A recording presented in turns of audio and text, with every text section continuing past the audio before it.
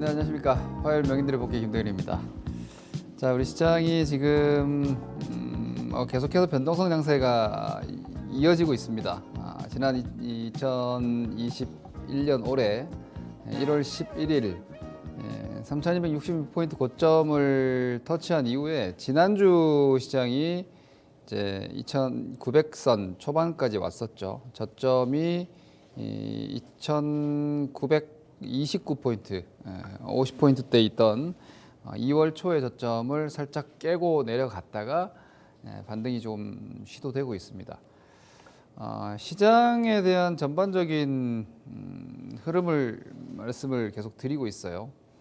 사실 2021년도 1월달 이후에 시장이 별 볼 일 없어서 그 전까지 다들 막 이렇게 흥분하고 주식시장에 뭐 마치 끝도 없는 상승이 있을 것처럼 다 같이 흥분해 있다가 시장이 그만하지 못하니까 다들 목소리가 다 작아지죠. 그러면은 시장에 대한 뭐랄까 긍정적인 전망 더 간다고 했던 사람들이 은근슬쩍 발을 뺍니다. 그러면서 종목 얘기 위주로 하게 되죠. 왜냐하면 시장보다 종목 이렇게 얘기하면 쉬우니까 편하니까. 근데 종목들도 사실 천차만별이에요. 1월달 이후에 지금도 뭐 한 20-30% 떨어진 상태에서 반등 이제 좀 시도하는 종목들도 있고, 일부 종목들은 그 시장 조정 구간에서 뭐 딱히 하락 조정 없이 다시 한번 신고가 추세를 시도하는 종목군들도 있어요.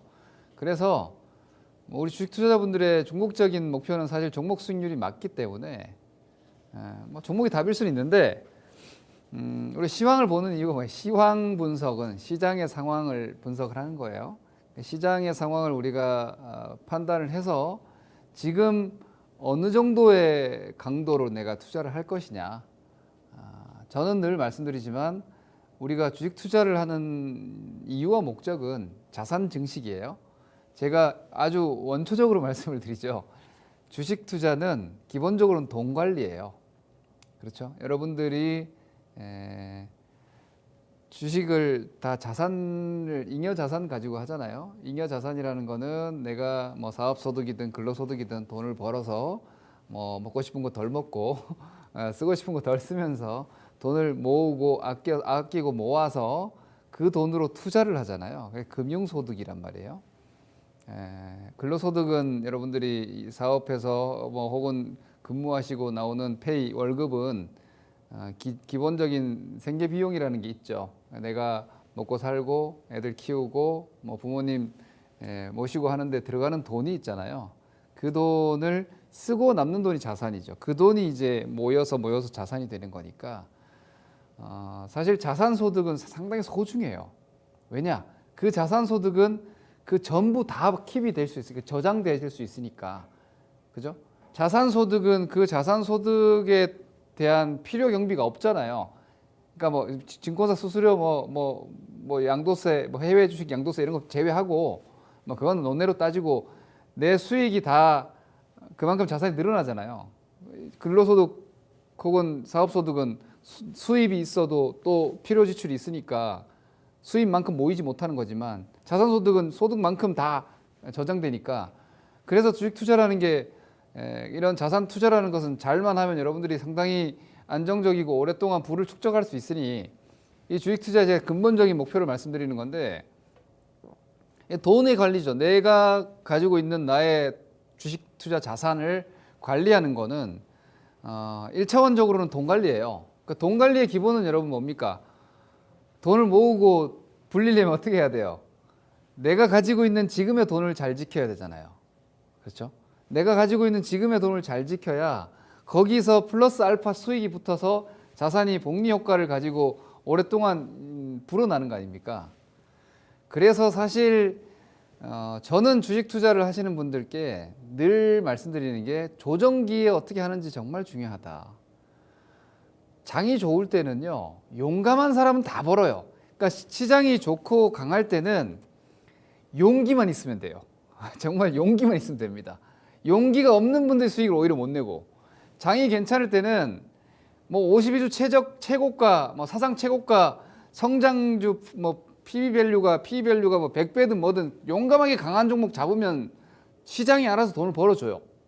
그냥 용기를 가지고 뭐 배팅을 하면 그냥 알아서 수익이 나요. 그게 강세장이에요.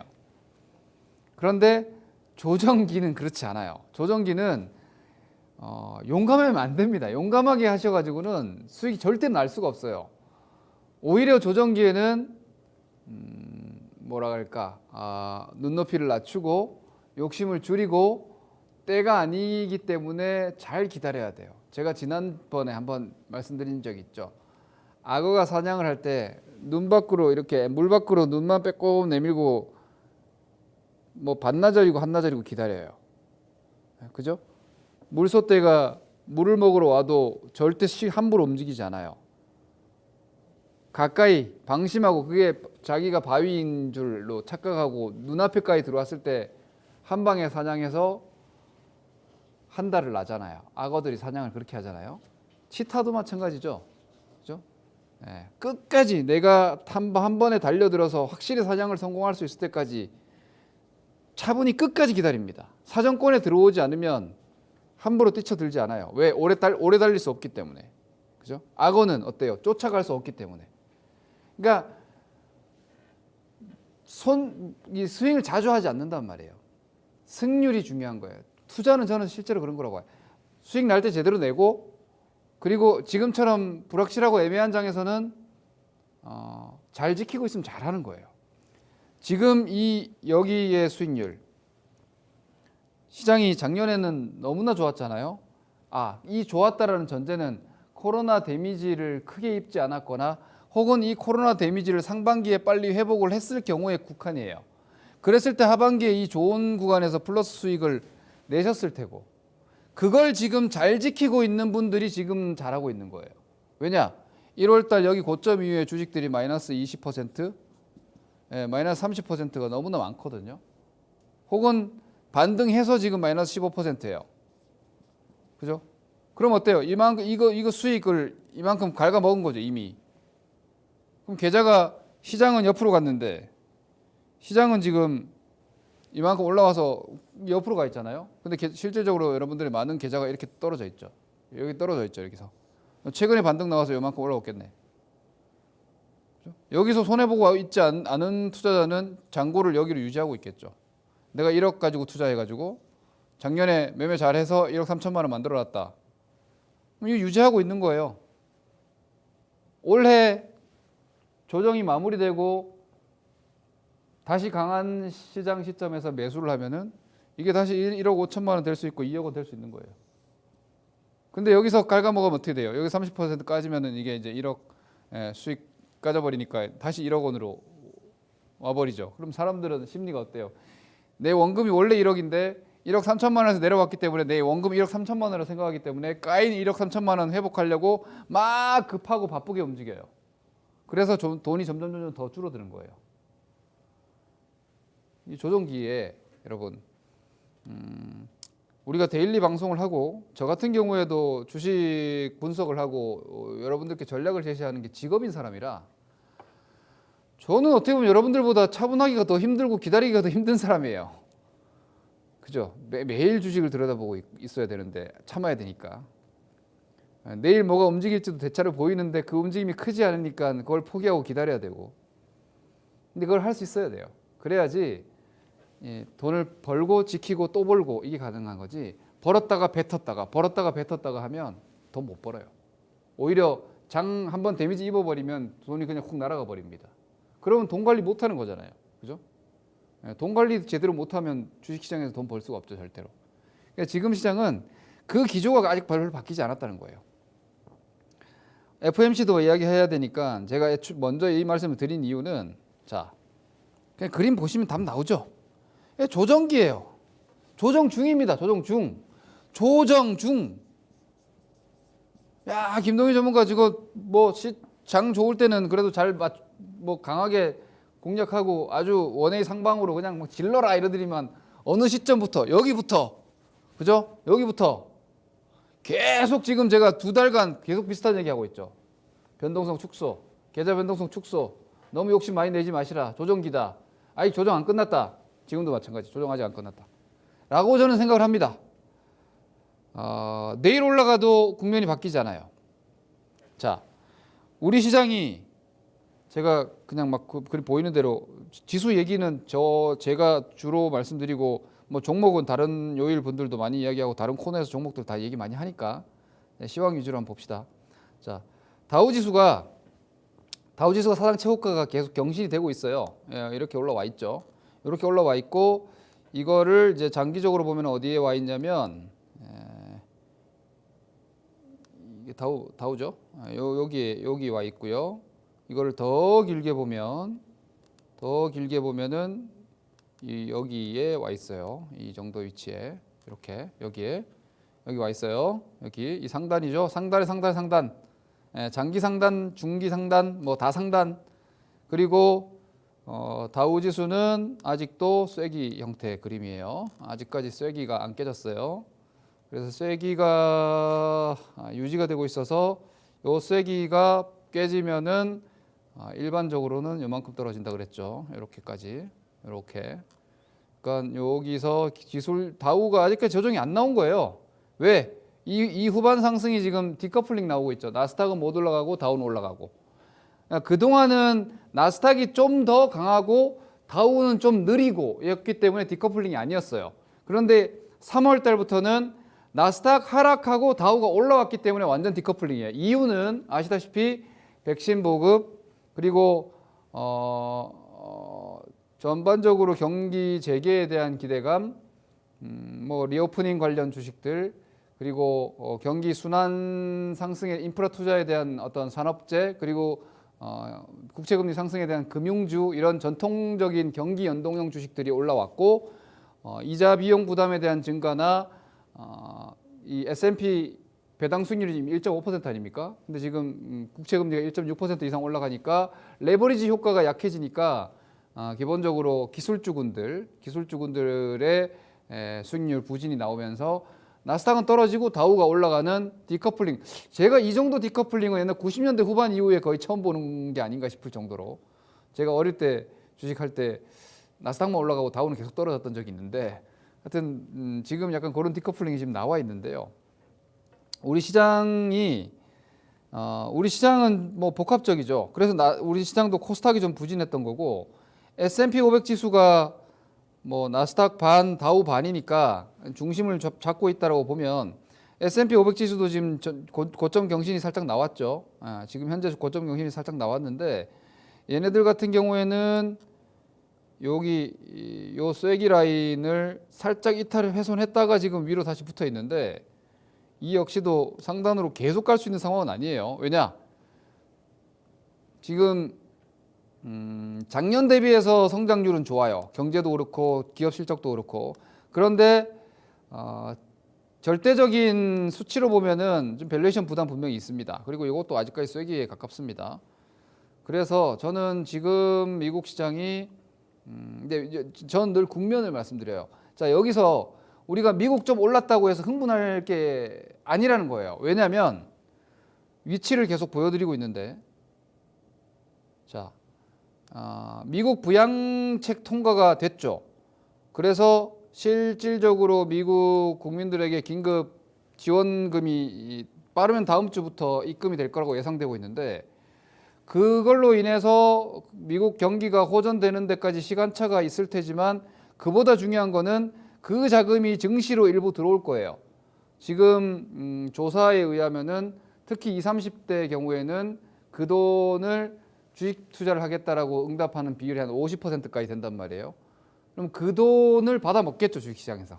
주식시장에서 그 돈을 받아 먹는 데까지 시간 좀 놓고 보면 사실상 지금 미국 시장은 지금 이 뒤에 그림 보시면 아시겠지만 최상단권이에요. 그러니까 여기서 어떠한 이벤트로 주가가 올라간다고 해도 잠깐 올라가는 거지 그러니까 새로운 출발은 아니라는 거예요. 그러니까 결코 여기가 출발이 될 수는 없다라고 저는 봐요. 확률적으로. 그러면 이 구간에서의 상승은 우리가 흥분을 할 게 아니고 여기서의 추가 상승은 흥분할 게 아니고 주의해야죠. 그렇지 않습니까? 여기서 더 올라가는 걸 흥분해가지고 따라가면 어때요? 고점 영역대에서 우리가 흥분하는 게 되는데 돈 관리 잘하려면 어떻게 해야 된다 그랬어? 내 돈 잘 지켜야 된다 그랬잖아요. 내 돈 잘 지켜야 되는 게 우리 개인 투자자들의 내 계좌에 대한 의무인데 그렇게 흥분하면 안 되죠. 그래서 미국 여기서 뭐 조금 더 올라가고 뭐 이거에 대해서 너무 크게 저는 생각지 말자. 그리고 나스닥. 자, 나스닥이 떨어진 게 미국채 금리 상승 때문에 떨어졌는데 요게 지금 미국채 금리예요. 미국 10년물 국채 금리. 미국의 10년물 국채 금리는 전 세계에서 가장 큰 금융 상품이에요. 자, 이게 왜 스트레스를 받고 있냐? 첫 번째 S&P 500의 배당 수익률이 한 1.5% 정도 됩니다. 그러니까 이게 전 세계 무위험 수익률의 기준이 되는 거예요. 그러니까 미국 주식시장의 평균 배당 수익률이 한 1.5% 정도가 됩니다. 그러니까 채권, 미국채 10년물 금리라는 건 전 세계 이자의 기준이라고 보면 돼요. 그러니까 전 세계 주식 배당의 기준 S&P 500 배당 수익률 1.5%를 지금 무위험 이자 수익률인 미국 10년물 국채 수익률이 이걸 넘어갔다는 거예요. 그게 1.5%예요. 그러니까 여기서부터 그 금리 발작이 시작된 거죠. 그리고 또 한 가지 코로나 팬데믹 쭉 가봅시다. 여기죠. 네? 여기에요. 자, 그 코로나 팬데믹 이전의 미국채 금리가 1.5%였어요. 그래서 요걸 넘어서면서부터 금리 발작을 하기 시작하는 거예요. 왜냐? 여기서 어마무시하게 막대한 유동성을 공급했잖아요. 그래서 채권을 막 매입해가지고 이렇게 떨어뜨렸는데 시장이 경기 회복과 인플레 기대감으로 자생적으로 여기까지 올라왔다는 거예요. 채권 시장이. 그러니까 채권 금리가 이만큼 올라왔다. 채권 가격이 그만큼 떨어졌다는 얘기죠. 그래서 이게 이제 추가적으로 더 올라가게 됐을 때는 근데 유동성이 주식시장에서 빠져나가지 않겠느냐. 주식시장에서 유동성이 약해지지 않겠느냐와 걱정과 더불어서 이게 결국은 긴축 통로로 가는 게 아니냐. 애초에 테이퍼링이라는 게 2013년에 테이퍼링이 있었을 때 긴축 발작이 있었습니다. 가장 가까운 시점에서의 긴축 발작인데 이 테이퍼링이라는 거는 지금 여러분 FED가 양적 완화 즉 채권 매입을 하고 있어요. 그 규모를 축소하겠다라는 게 테이퍼링이에요. 그러니까 그 전망을 혹시라도 여기서 축소하는 게 아닌가? 왜냐하면 그냥 금리 올라가는데 FED가 국채를 계속 사줘야 된단 말이에요. 그죠? 이거는 돈을 계속 찍어가지고 사야 된다는 얘기인데 그건 아주 강력한 추가 유동성 공급 조치거든요. 그런 신호를 시장이 지금 쉽게 줄 수가 없어요. 왜? 고유가예요, 지금. 유가가 많이 올라왔어요. 거기에다가 비트코인이 있어요. 네? 비트코인도 지금 현재 하나의 자산 가격, 상품 시장에서의 거래처럼 하나의 자산 가치로 거래되고 있단 말이에요. 그러니까 지금 FED에서는 일론 머스크 완전 미워 죽을 것 같아요, 아마. 왜? 통화 자산을 통제하는 기관이니까. 근데 비트코인이라는 통제권 밖에 있는 자산으로 거래를 하겠다? 실물 거래를 할 수 있게 해주겠다? 테슬라 데미지가 거기서부터 시작된 거죠. 그러니까 이런 상황이기 때문에 이게 FOMC가 아주 과격한 완화적 정책을 지금 쓸 수가 없을 거예요.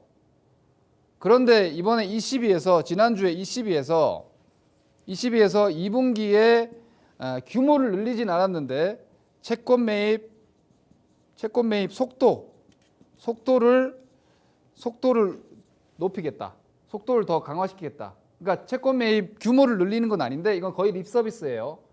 그러니까 유럽 쪽에서도 채권 금리가 막 올라가니까 지금 전 세계 금리가 막 올라가니까 우리가 2분기에는 채권을 더 강하게 살게. 돈을 늘리진 않는데 기본적으로 유동성 공급 규모를 늘리는 건 아닌데 그러니까 립 서비스 한 거예요. 이러면서 시장이 반등 분위기 좋거든요. 원래 ECB, FED 거의 정책 공조가 돼요. 왜냐하면 그러지 않으면은 통화 가치가 너무 크게 움직여 버리기 때문에 그래서 시장에서 이번 FOMC에서도 뭐 약간 완화적인 그러니까 금리 인상이나 긴축을 지금 걱정을 하는 건 아니에요. 이번 FOMC에서 긴축 얘기할 리는 없었다라는 게 시장의 당연한 중론인데 근데 문제는 어떨까 이런 불확실성인데 ECB로 봐서는 FOMC도 뭐 립 서비스 정도는 해주겠네. 뭐 아마 이런 거죠. 2% 이상의 인플레이션도 뭐 수용한다. 이거 이미 이전에 했던 얘기니까.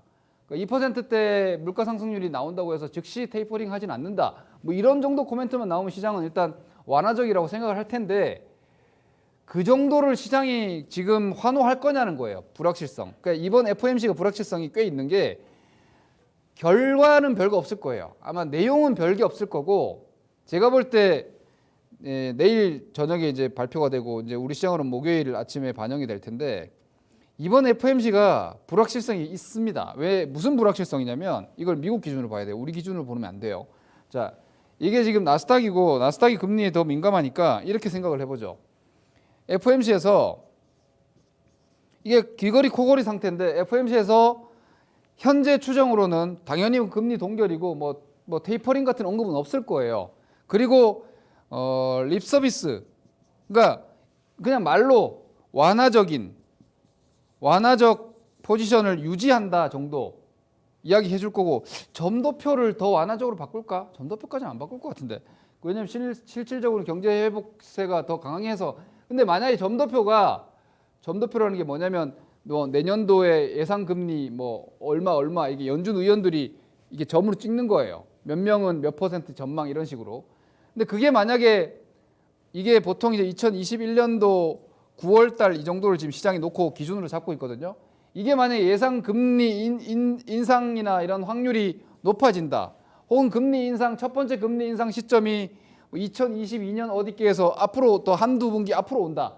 그러면 이거는 완화적인 게 아니야 긴축적인 거예요. 그러면 시장이 쇼크 받을 수도 있어요.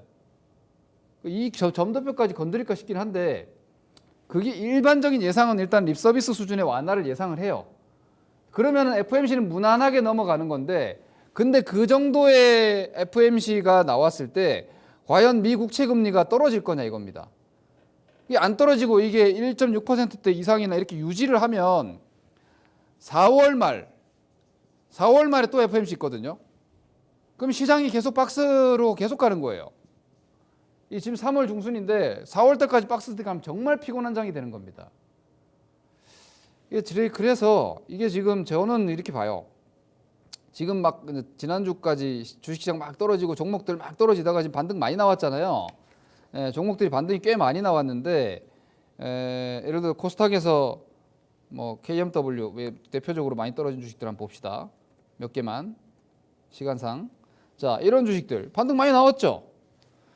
그러니까 이게 공포감이었던 거예요. 시장이 혹시라도 FOMC 앞두고 과격한 시위, 예를 들어서 국채금리가 막 2% 이상 올라가고 완화적인 카드 내놔라 그러고 막 시위해 버리면은 FOMC 이전에 한번 덜커덕했다가 FOMC에서 시장 아주 강하게 좀 더 적극적으로 뭐 완화적 정책, 오퍼레이션 트위스트 이런 거에 나오게 되면 드라마틱한 하락이 아닌가라는 걱정이 이 시비 지나면서 완화된 거예요. 아, 이번 FOMC도 별거 없겠네. 그리고 유가가 저렇게 움직이고 비트코인 저러면은 아주 강력한 완화책도 못 쓴다. 오퍼레이션 트위스트 이런 거 나오기 힘들다 당장. 그러면은 FOMC는 이벤트성이 좀 약한데 그냥 뭐 어영부영 지나가겠는데 그러면 시장은 사실상 4월 말 FOMC도 컨퍼런스가 없어요. 그럼 어쩌면 6월 달로 갈 수도 있어요. 그럼 시장이 박스 고착이 되면 박스권 정도면은 이런 주식들은 제가 그래서 여러분 목요일 날 진시진 나오잖아요. 제가 지난주 진시진에서 이렇게 말씀드렸어요. 박스다. 아, 박스인 것 같다. 더 안 떨어지겠다. 박스면 종목들이 너무 많이 빠졌다. 그럼 반등 나올 거다 아마. 이렇게 말씀드렸는데 이번 제가 화요일 날 이 시간이랑 목요일 진시진이랑 시황을 같이 보세요. 그 여기서 반등 나왔잖아요. 근데 이 그래 본들 1월 고점 여기고 시장은 여기인데 얘네들 지금 얼마나 떨어져 있어요? 20%더 떨어져 마이너스 20%, 25% 떨어져 있네. 이거 반등 직거래만큼 해본들 여기 물려 있는 분들은 박살나 있잖아요. 그죠? 근데 이게 만약 장세가 앞으로 박스가 계속 장기적으로 연장된다. 박스 여기서 한 두세 달 더 가버린다. 골 아픈 겁니다. 그럼 어떻게 되냐? 여기서 여기 왔다 갔다 이렇게 되는 거예요. 수많은 종목들이 이렇게 움직여 버릴 수가 있어요. 그러면 여러분 이런 장에서 여러분들은 돈을 벌 수 없어요. 그리고 중기 포지션으로는 매매가 안 돼요. 이런 장에는 사실 단타밖에 안 돼요. 근데 단타는 매매 되게 잘하는 사람들이 하는 거예요. 주식에 단자가 들어가면 어려운 거예요. 알겠죠, 여러분? 많은 초보자들이 단타 하려고 덤벼드는데 단자가 들어가면 무조건 어려운 거예요. 예, 테크닉과 스킬이 있고 경험이 있고 감각이 있어야 돼요. 이거 되게 어려운 거예요. 그러니까 어려운 거 안 하면 되는 거죠, 주식시장에서. 그래서 현재 시장이 FOMC 이번 주 FOMC 지나면서 대단하게 바뀔 것처럼 하는데 그래 봐야 별로 올라갈 자리 별로 없다. 특히 미국 시장 여기서 안도해본들 제가 볼 때는 나스닥 만약에 정말 FOMC 양호하게 넘어가면 쌍봉이고요. 거기서 다우 좀 올라가고 S&P 좀 올라가서 산업재 좀 더 올라가면 고점이에요. 그럼 또 조정 나오는 겁니다.